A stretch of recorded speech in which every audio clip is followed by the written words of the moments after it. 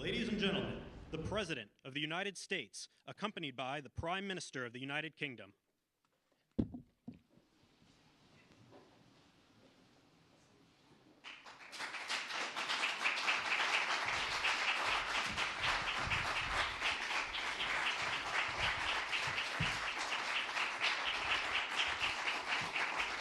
Thank you very much. Thank you very much. Great honor. Today it's my privilege to welcome the Prime Minister of a very special place, the United Kingdom, to the White House. Prime Minister Starmer, you've been terrific in our discussions. You're a very tough negotiator, however.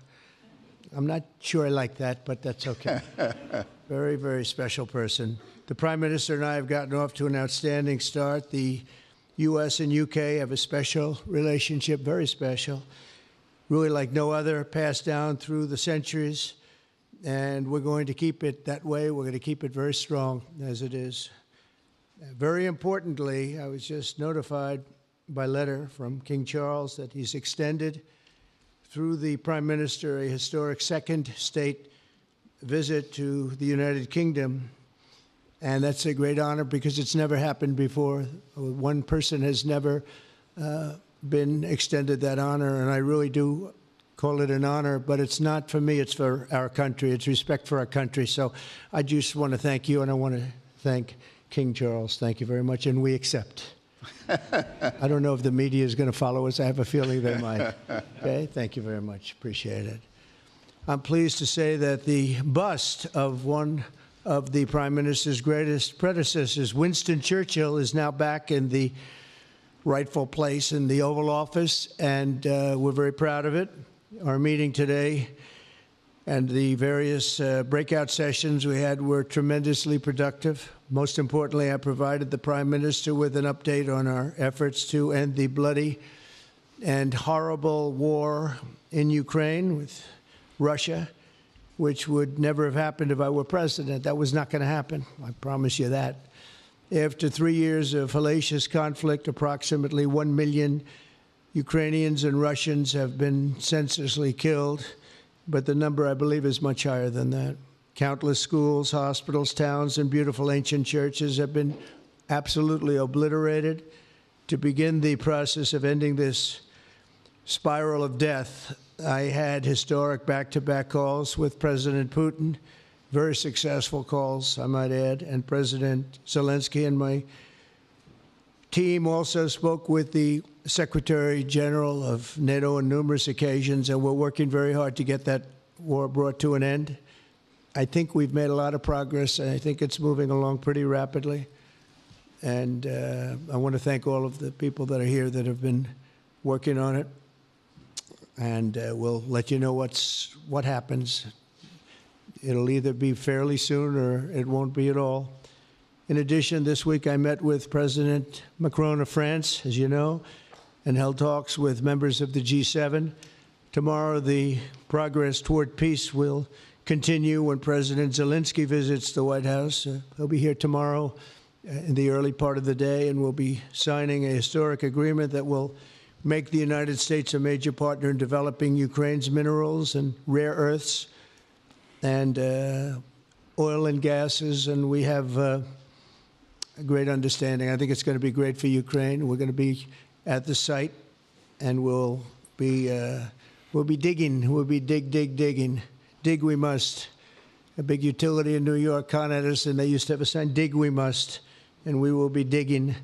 But much of the European aid to Ukraine has been sent in the form of loans for which they expect to be paid back, and we didn't have that honor under the Biden administration. He sent money, or just sent it, money after money after money, and never had any knowledge of ever seeing it back. Maybe $300 to $350 billion, but under the breakthrough agreement, very unusual, which everyone said was difficult to get, but it's really very good for Ukraine and very good for us. The American taxpayers will now effectively be reimbursed for the money and hundreds of billions of dollars poured into helping Ukraine defend itself, which by and of itself is a very worthy thing to do. We've paid far more than any other country, and with most of our support, it's been paid in military, the finest weapons anywhere in the world.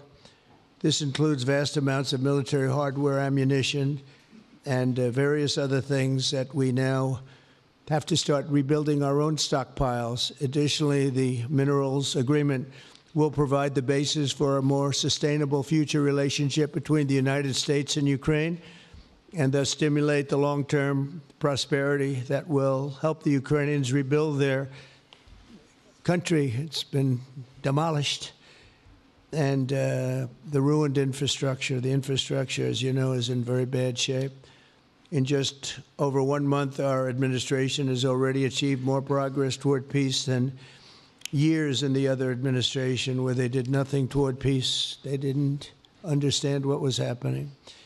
Our approach is basically common sense. As I said, so many of the things that we do are based on common sense.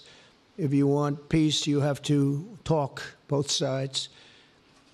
As I discussed with Prime Minister Starmer, the next step we're making is toward a very achievable ceasefire. We hope that that can happen quickly, because thousands of young people, in this case, we're not talking about Americans, we're talking about Ukrainians and Russians are being killed every week, thousands. And it's a rough battlefield. It's a flat piece of land, and the bullet only stops when it hits somebody. And this week, I saw the reports, and it's I don't even want to say what they are, but thousands of people, young, vibrant people died. And we want to stop that. Senseless. Should have never happened. This will lay the groundwork for a long-term peace agreement that will return stability to Eastern Europe and hopefully ensure that such a terrible war will never happen on European soil, or for that matter, anywhere again. It's a horrible thing that's going on. The disaster in Ukraine shows exactly why it's so important for the United Kingdom and other NATO partners to make large investments in their defense capabilities. In many cases, 4% or 5% of GDP would be appropriate. I know that they're raising it. I just read an article, a great article, about the work you're doing in the UK as to the military. You're raising it quite a bit, which is a great thing to do for your country. It's a great thing to do. It's sad that we need that, but probably need that. So congratulations on that. I know you got it through. After years of chronic underfunding, there's an urgent need to catch up for some countries. And I want to thank the Prime Minister once again for traveling here today.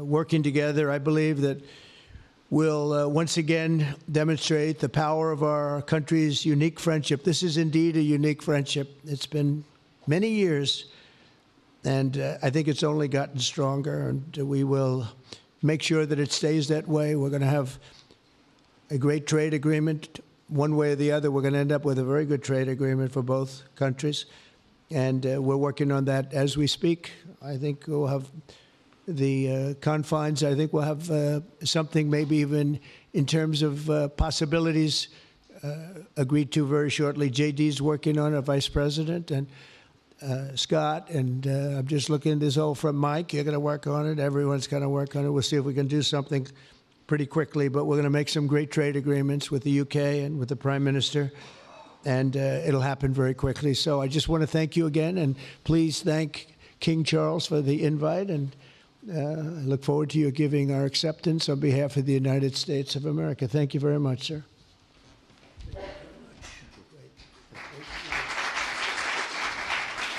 Thank you. Well, thank you very much, Mr. President. Thank you for your hospitality. Thank you for your leadership. This has been a very good and very productive visit. And with your family roots in Scotland and your close bond with His Majesty the King, it's good to know that the United Kingdom has a true friend in the Oval Office. And it was so good to see the bust of Winston Churchill back in its rightful place just a moment ago. But look, in a moment of real danger around the world, this relationship matters more than ever. We remain each other's first partner in defence, ready to come to the other's aid, to counter threats wherever and whenever they may arise. No two militaries are more intertwined than ours, No two countries have done more together to keep people safe. And in a few weeks, we mark VE Day, the 80th anniversary of victory in Europe. Britain and America fought side by side to make that happen. One of the greatest moments in our history. We stand side by side still today, and we're focused now on bringing an enduring end to the barbaric war in Ukraine. Mr. President, I welcome your deep and personal commitment to bring peace and to stop the killing. You've created a moment of tremendous opportunity to reach a historic peace deal, a deal that I think would be celebrated in Ukraine and around the world. That is the prize. But we have to get it right. There's a famous slogan in the United Kingdom from after the Second World War. That is that we have to win the peace. And that's what we must do now. Because it can't be peace that rewards the aggressor or that gives encouragement to regimes like Iran. We agree history must be on the side of the peacemaker, not the invader. So the stakes, they couldn't be higher. And we're determined to work together to deliver a good deal.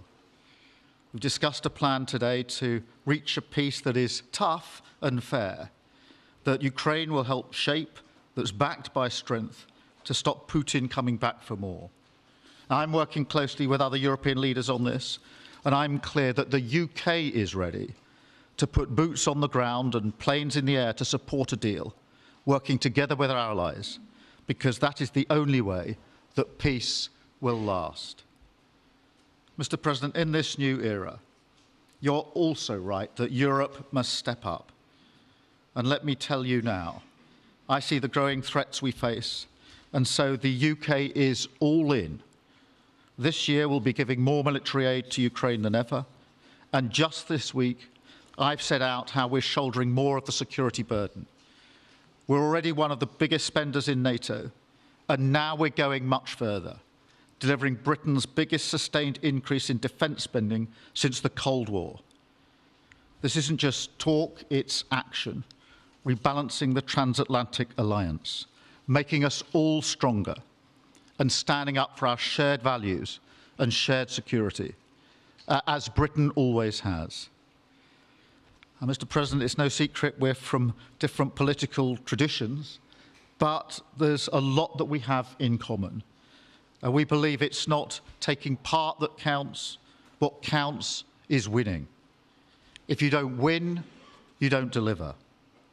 And we're determined to deliver for the working people of Britain and America, who want and deserve to see their lives improve.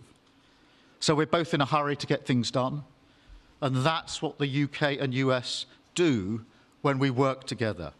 We win and we get things done. So we'll do what it takes to keep our people safe. We'll also work together to deliver some big economic wins that can benefit us both. We have a $1.5 trillion invested in each other's economies, creating over 2.5 million jobs across both economies. Our trading relationship is not just strong, it's fair, balanced, and reciprocal. We're leaders together in so many areas, ranked 1 and 2 in the world as investment destinations, 1 and 2 for universities, 1 and 2 for Nobel Prizes, 1 and 2 in golf as well, by the way. And we're the only 2 Western countries with trillion-dollar tech sectors, leaders in AI. And look, we take a similar approach on this issue. Instead of over-regulating these new technologies, we're seizing the opportunities that they offer. So we've decided today to go further, to begin work on a new economic deal with advanced technology at its core. Look, our 2 nations together shaped the great technological innovations of the last century. We have a chance now to do the same for the 21st century. I mean, artificial intelligence could cure cancer. That could be a moonshot for our age. And that's how we'll keep delivering for our people. There are so many opportunities. Keep our nation strong and fulfill the promise of greatness that has always defined this relationship.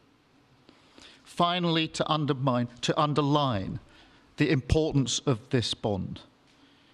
It was my privilege and honour to bring a letter with me today from His Majesty the King, not only sending his best wishes, but also inviting the President and the First Lady to make a state visit to the United Kingdom, an unprecedented second state visit. This has never happened before. It's so incredible, it will be historic. And I'm delighted that I can go back to His Majesty the King and tell him that President Trump has accepted the invitation. So thank you. Our teams will now work together to set a date, and we look forward to welcome you in the United Kingdom. Thank you once again. Thank you very much. What a beautiful accent. I would have been president 20 years ago if I had that accent. Thank you very much. Okay, let's see here. Go ahead, please. Thank you, Mr. President.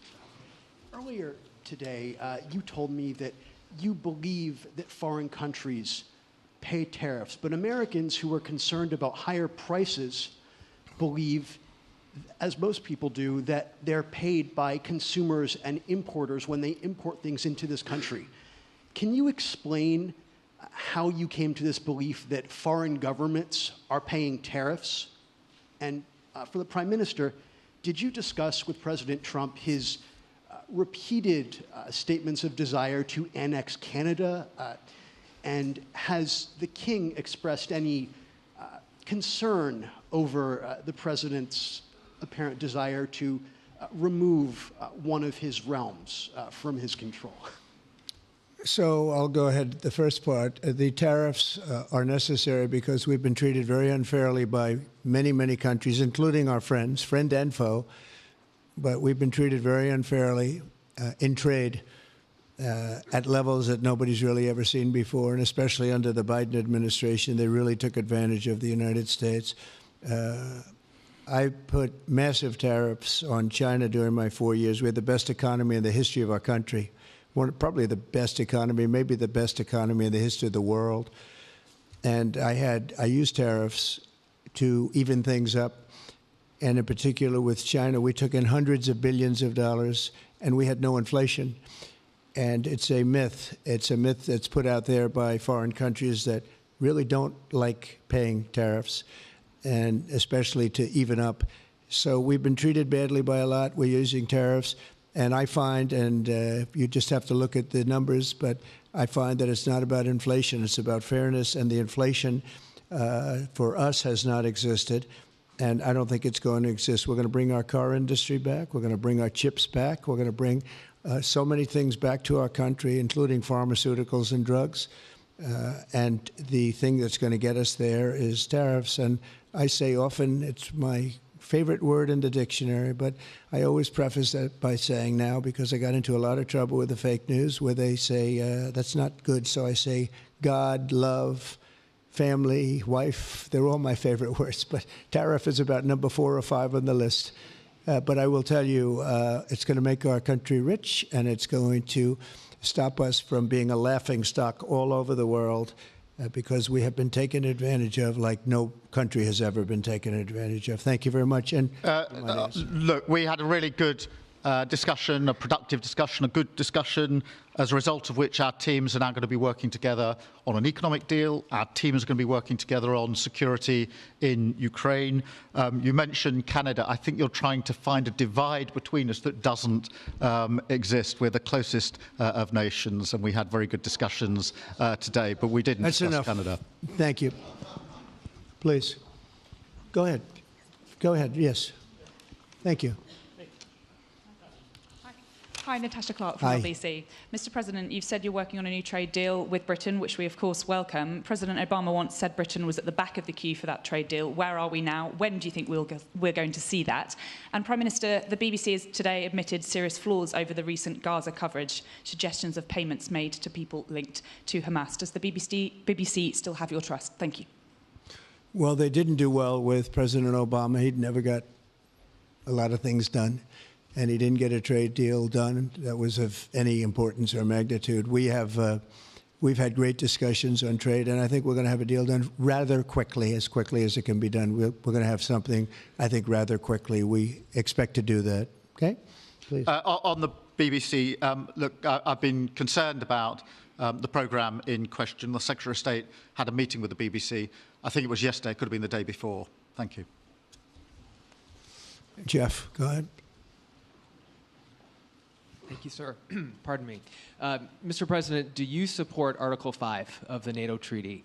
And are you concerned that it might be triggered if European peacekeeping forces end up in Ukraine? I support it. I don't think we're going to have any reason for it. I think we're going to have a very successful peace, and I think it's going to be a long-lasting peace.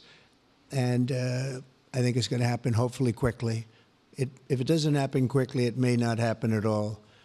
And we want it for two reasons. Number one, I want to see on a humane basis, I want to see soldiers stop getting shot, because largely it's soldiers now. Towns have been obliterated, but it's largely that. And I don't want to pay billions and billions and billions of dollars, nor does the Prime Minister or anybody else, on a senseless war that should have never happened. And we're going to get it taken care of. But I think it's going to be a peace that's going to be long-lasting. Do you have a question for the Prime Minister?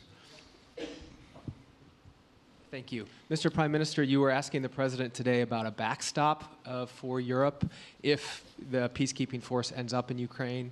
Did you feel like you got a satisfying answer for yourself and for Europe? And Mr. President, if you want to comment on that as well, please do.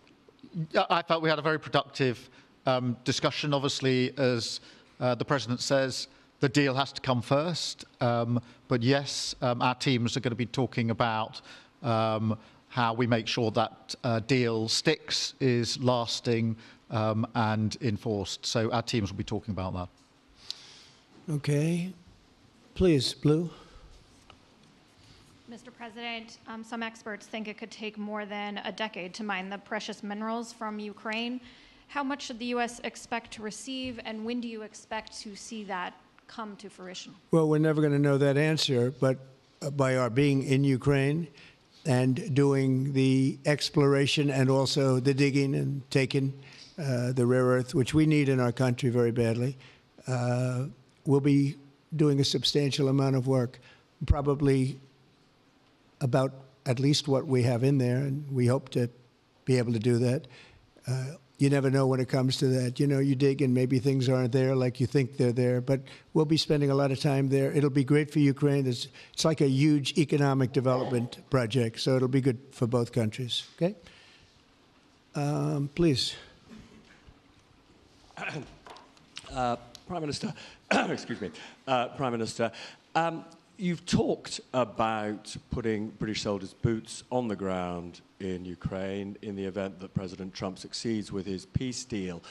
But can you do that without a firm assurance that America will have our back in the form of some kind of security guarantee were Putin to breach that agreement? And Mr. President, tomorrow you're seeing President Zelensky to sign this deal on minerals and energy that could be hugely important to the United States.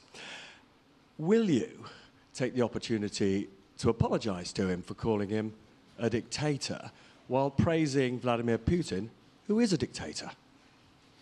Well, Robert, let me start by saying I've been really clear today and previously that I think that European countries, including the United Kingdom, need to step up in our own defence and security. We've been doing that in recent days. You saw the announcement we made on spending just the other day. In addition to that, I've made it clear that the United Kingdom will play its full part in ensuring that if there's a deal, and we hope there is a deal in Ukraine, that is a lasting deal that sticks. And we're obviously working with other European countries on that, France and NATO in particular. But I think I'm hosting 18 countries on Sunday to further our discussions. You heard from the President this morning that, you know, as historically has always been the case, we have each other's backs. And today we've been talking about the deal, how that will be a lasting deal. And coming out of this, our teams will now be talking in detail about that. And I think we're going to have a very good meeting tomorrow, 11 o'clock. And I think we're going to have a very good meeting tomorrow morning. We're going to get along really well, okay? We have a lot of respect. I have a lot of respect for him. We've given them a lot of equipment and a lot of money, but they have fought very bravely, no matter how you figure it. They have really fought. Somebody has to use that equipment, and they have been very brave in that sense. Yeah, please, go ahead. The Gaza ceasefire deal is nearing an end this Saturday, and there's been some worry that phase 2 might never get there. Do you believe that phase 2 of the ceasefire in Gaza will come to fruition? And have you spoken to Netanyahu about it? And for the Prime Minister, this peacekeeping deal has been pushed forward by the UK and France as well. Have you been in discussions with any other European countries to join this initiative? And are you expecting Commonwealth countries to also join the effort? Thank you.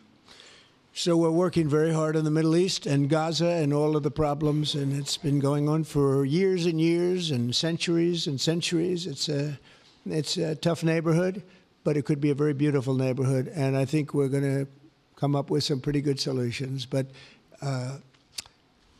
phase 1 is almost complete. We've had some people that have been very seriously injured, very seriously hurt, both physically and mentally. They've come out of there in some of them in very, very bad shape. It's shocking. Many young people aren't in bad shape. Young people are strong, healthy. They don't die. People have come out dead, young people and old people. It's a rough situation, but I think we're going to make it much better, and I think that we've had a huge impact on that since we've been in just the 4 weeks. I think we've had a huge impact on Gaza, the Middle East, and we have some pretty good talks going on concerning lots of other people that are going to make it better. So we'll see what happens. Nobody really knows, but we'll see what happens. But I think we've had a very positive impact. Prime Minister? Yeah, on the question of the European countries, yes, I've spoken to a number of countries, particularly in the last few weeks. We had a meeting in Paris last week. I've got a meeting on Sunday with 18 countries to further our discussions. Obviously, we've been talking quite intensely to our French colleagues and to NATO, but to other countries as well, because, as I say, I think it's important for European countries, including the United Kingdom, to step up and do more in the defence and security of Europe and our continent and the United Kingdom, and we'll do so. Well, we're talking to a number of other countries. Thank you. Yes, in the red, please. Pink red, flaming red. Is it me or her? Go ahead. Okay, thank you, Mr. President. A question on Ukraine. Number one is, if you're not considering the security guarantees, are you open to other forms of, for example, intelligence cooperation with Ukraine?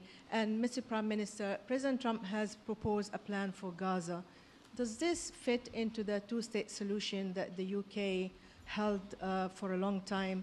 Do you see it fit into your general Middle Eastern strategy? Thank you so much. Yeah, thank you very much. We're open to many things, but before I even think about that, that's almost pleasant to think about because that would mean that peace has been arrived at.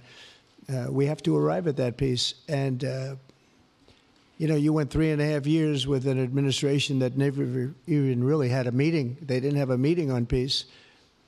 And there was no prospect of peace. I think, frankly, Russia wanted to go through the whole long deal. I don't think they do anymore. I don't think they do. We had a very big impact on that whole situation. But I don't like talking about phase 2 until I get phase 1. Phase 1 is I have to make peace. And we have to get Russia to agree. We have to get Ukraine to agree. And I think we will. I think we've come a long way. I believe we're going to get it done. I wouldn't say that if I didn't think so. And I think it will be very important, very historic, and we're going to save a lot of lives. On the question of Gaza, the last few weeks of the ceasefire have been very impactful. And for me, there are two images that I remember more than any other. The first is Emily Damari, who is British, being reunited with her mother. You may remember she had her fingers missing after what she endured. That was an incredible moment. I'd spent a lot of time with her mother whilst she was held captive, and her mother went through absolute torture.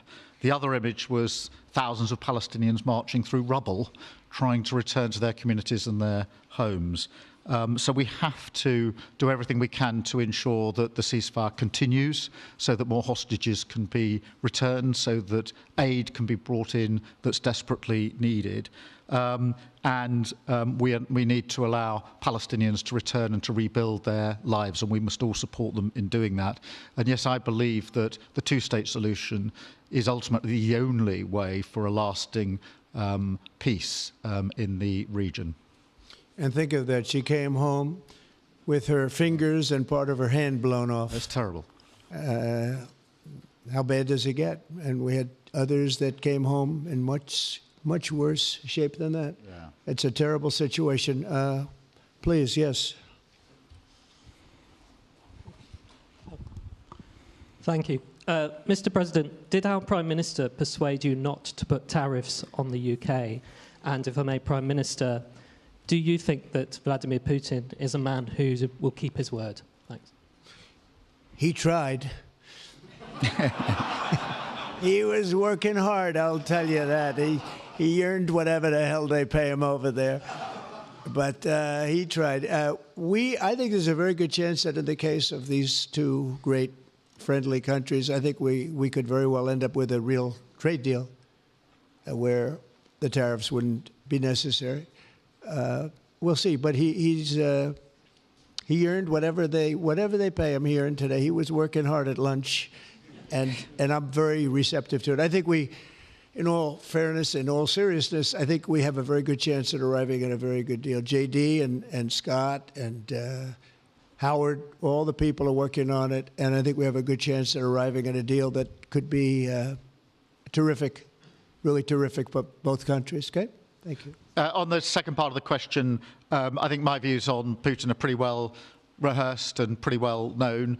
My concern is that if there's a deal, and I hope there is a deal, that it must be a lasting deal, that it's not a temporary measure. And that is why I think it's really important that Putin knows that this deal, a historic deal, which I very much hope comes about, is there, and it's a lasting deal.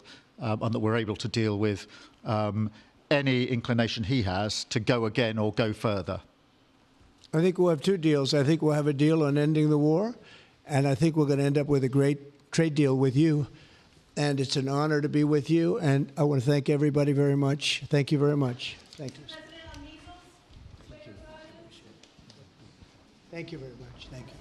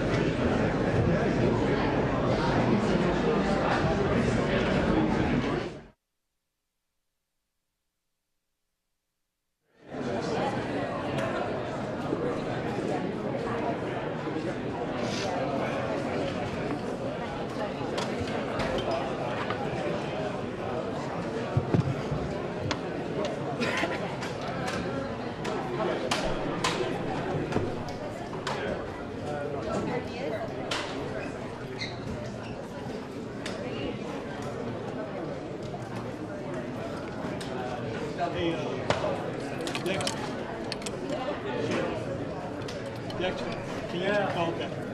I heard it.